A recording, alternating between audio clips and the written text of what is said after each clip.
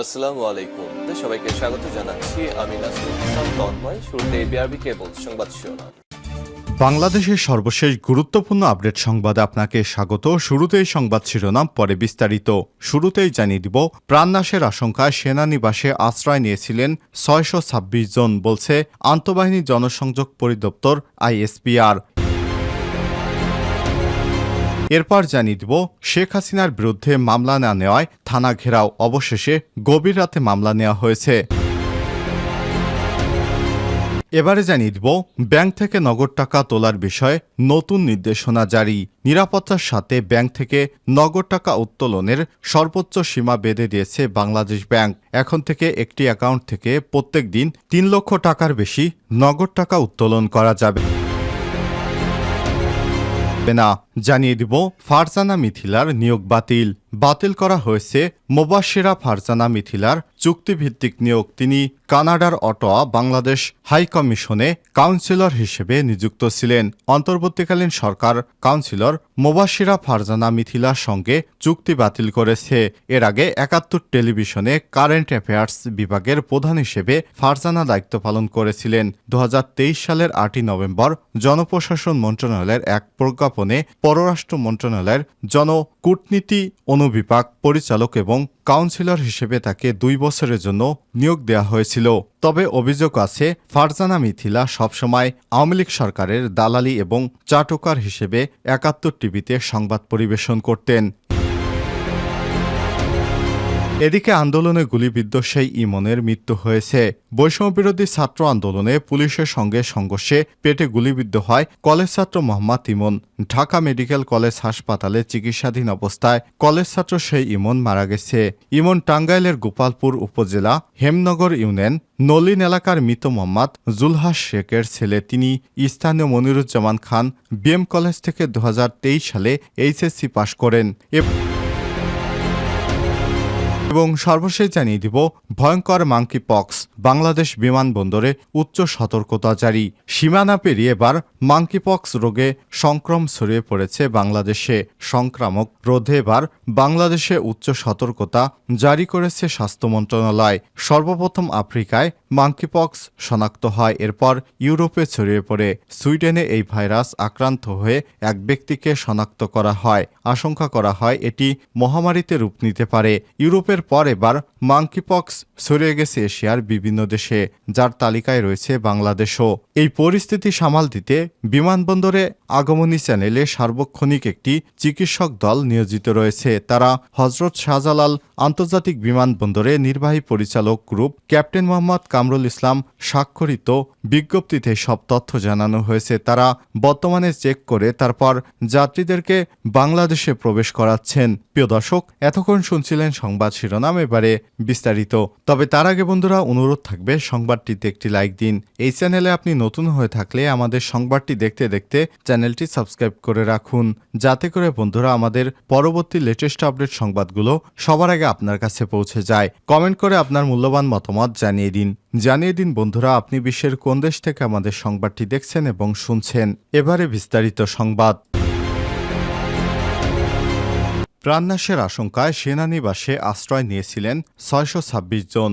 ISPR. Sheikh Hasina পালিয়ে যাবার পর প্রাণনাশের আশঙ্কায় সেনানিবাসের ভেতরে রাজনৈতিক ব্যক্তিসহ বিভিন্ন শ্রেণী পেশার মোট ৬২৬ জন আশ্রয় নিয়েছিলেন, জানিয়েছে বাংলাদেশ সেনাবাহিনী। রোববার ১৮ আগস্ট আন্তঃবাহিনী জনসংযোগ পরিদপ্তর আইএসপিআর এক সংবাদ বিজ্ঞপ্তিতে সব তথ্য জানায়। বিজ্ঞপ্তিতে বলা হয়েছে, বর্তমানে আশ্রয়প্রাপ্ত ৩ জন, তাদের পরিবারের ৪ জন সদস্য সহ মোট ৭ জন সেনানিবাসে অবস্থান করছেন। সেনাবাহিনীর পক্ষ থেকে সংশ্লিষ্ট মন্ত্রণালয়কে এসব তথ্য দেওয়া হয়েছে। এতে বলা হয়েছে, গত ৫ই আগস্ট রাজনৈতিক পট পরিবর্তনের প্রেক্ষাপটে সারা দেশে আইনশৃঙ্খলা পরিস্থিতি ব্যাপক অবনতি হয়। এ সময় প্রাণনাশের আশঙ্কায় কতিপয় রাজনৈতিক ব্যক্তিসহ বিবিধ নাগরিকগণ সেনানিবাসে আশ্রয় প্রার্থনা করেন।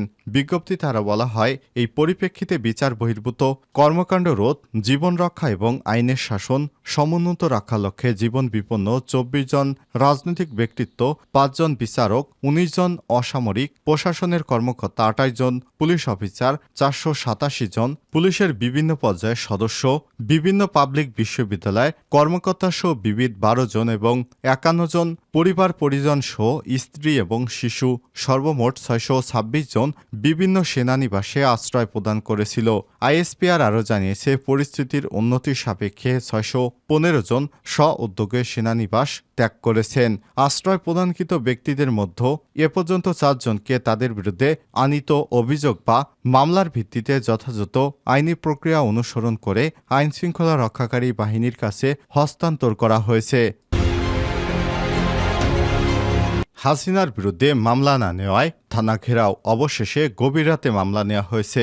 সাবেক প্রধানমন্ত্রী আওয়ামী লীগের সভাপতি শেখ হাসিনার বিরুদ্ধে হত্যা মামলা দায়ের করেছে বৈষম্য বিরোধী ছাত্র আন্দোলনে নিহত শিক্ষার্থী খালিদ সাইফুল্লাহর বাবা। শনিবার মধ্যরাতে রাজধানীর লালবাগ থানায় এ মামলা দায়ের করেছেন তিনি। মামলায় শেখ হাসিনা ছাড়াও আওয়ামী লীগের সাধারণ সম্পাদক এবং সাবেক মন্ত্রী ওবায়দুল কাদের এবং সাবেক আইনমন্ত্রী এবং স্বরাষ্ট্রমন্ত্রী, তথ্য প্রতিমন্ত্রী সহ 91 জনের নাম উল্লেখ করা হয়েছে। এজাহারে বলা হয়েছে, বৈষম্যবিরোধী ছাত্র আন্দোলনে অনন্য শিক্ষার্থীদের মতো আইডিয়াল স্কুল অ্যান্ড কলেজের শিক্ষার্থী খালিদ সাইফুল্লাহ অংশ নেয়।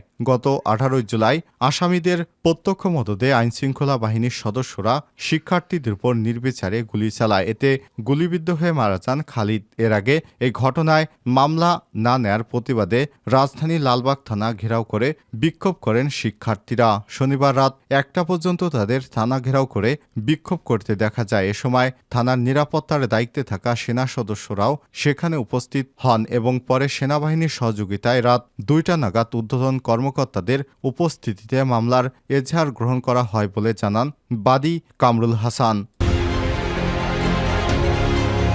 ব্যাংক থেকে নগদ টাকা তোলার বিষয়ে নতুন নির্দেশনা জারি করা হয়েছে।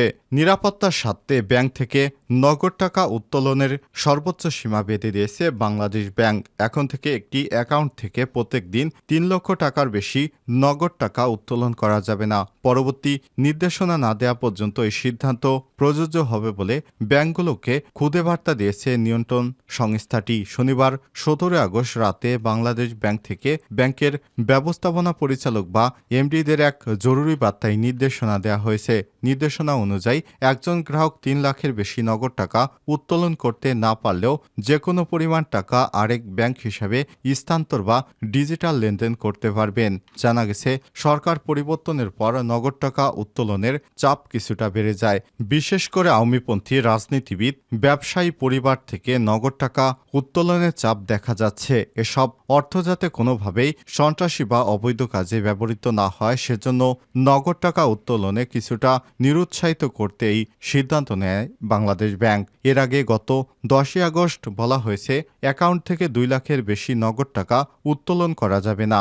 এর আগে 8 আগস্ট 1 লাখের বেশি নগদ টাকা উত্তোলন করতে পারেনি গ্রাহকেরা। ওই দিন বলা হয়েছিল শুধু বৃহস্পতিবারের জন্য এই নির্দেশনা দেওয়া হয়েছে। এছাড়াও কেন্দ্রীয় ব্যাংকের আজকের প্রধান কার্যালয় থেকে শাখায় টাকা দেয়া বন্ধ রাখার নির্দেশনা দেওয়া হয়েছে। ফারজানা মিথিলার নিয়োগ বাতিল করা হয়েছে মুবাশশিরা ফারজানা মিথিলার চুক্তিভিত্তিক নিয়োগ। তিনি কানাডার অটোয়ায় বাংলাদেশ হাই কমিশনে কাউন্সিলর হিসেবে যুক্ত ছিলেন। অন্তর্বর্তীকালীন সরকার কাউন্সিলর মুবাশশিরা ফারজানা মিথিলার সঙ্গে চুক্তি বাতিল করেছে। আজ জনপ্রশাসন মন্ত্রণালয়ের চুক্তি এবং বৈদেশিক নিয়োগ শাখা থেকে উপসচিব আব্দুল্লাহ আরিফ মোহাম্মদ স্বাক্ষরিত প্রজ্ঞাপনে সব তথ্য জানানো হয়। এর আগে 71 টেলিভিশনের কারেন্ট অ্যাফেয়ার্স বিভাগের প্রধান ছিলেন ফারজানা মিথিলা। 2023 সালের 8 নভেম্বর জনপ্রশাসন মন্ত্রণালয়ের এক প্রজ্ঞাপনে পররাষ্ট্র মন্ত্রণালয়ের জনকূটনীতি অনুবিভাগের পরিচালক এবং কাউন্সিলর হিসেবে তাকে 2 বছরের জন্য নিয়োগ দেওয়া হয়েছিল। এছাড়া আলাদা প্রজ্ঞাপনে স্মার্ট বাংলাদেশ টাস্কফোর্সের নির্বাহী কমিটির প্রধান পরামর্শক মোহাম্মদ মুস্তাফিজুর রহমান, কৃষি গবেষণা কাউন্সিলর নির্বাহী চেয়ারম্যান ডক্টর মোহাম্মদ বখতিয়ার এবং রাষ্ট্রপতির কার্যালয়ের জনবিভাগের সচিব মোহাম্মদ ওয়াহিদুল ইসলাম খানের সঙ্গে চুক্তি বাতিল করেছে সরকার। আরেক প্রজ্ঞাপনে শেখ রফিকুল ইসলাম প্রধান উপদেষ্টার প্রোটোকল অফিসার হিসেবে নিয়োগ পেয়েছেন। প্রজ্ঞাপনে বলা হয়েছে, প্রধান উপদেষ্টার মেয়াদকাল অথবা তার সন্তুষ্টি সাপেক্ষে যেটি আগে ঘটে জাতীয় বেতন স্কেল 2015 থেকে অনুযায়ী 6ষ্ঠ গ্রেড এবং অন্যান্য সুবিধা সহ প্রোটোকল অফিসার 2 পদে তাকে চুক্তিভিত্তিক নিয়োগ দেওয়া হয়েছে।